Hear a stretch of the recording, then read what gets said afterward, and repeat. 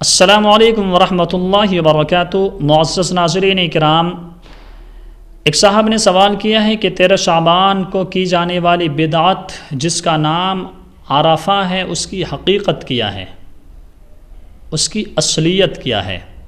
تو اس سلسلے میں جواب یہ ہے کہ اہل بدعت جس بدعت کو عرفہ کا نام دیتے ہیں، وہ لوگ کہتے ہیں کہ اس رات میں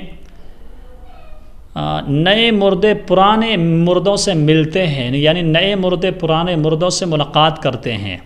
چنانچہ اس دن ان مردوں کے لیے فاتحہ خوانی بھی کی جاتی ہے، ان کے نام سے فاتحہ کی جاتی ہے، اور لوگ تعزیت کے لیے میت کے گھر والوں کے پاس بھی جاتے ہیں۔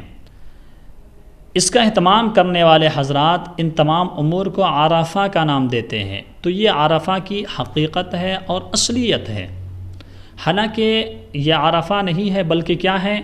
یہ بدترین بدعت ہے، خرافات میں سے ہے۔ البتہ اسلامی اصطلاح میں ایک عرفہ کا ذکر ملتا ہے، اور وہ ہے جو 9 ذی الحجہ کو ہوتا ہے، جس کو حج کرنے والے حضرات میدان عرفات میں جب حاضر ہوتے ہیں تو اس کو یوم عرفہ کہا جاتا ہے۔ تو اس عرفات کا ذکر ہے، اور اس کے علاوہ کسی بھی عرفہ کا ذکر موجود نہیں ہے۔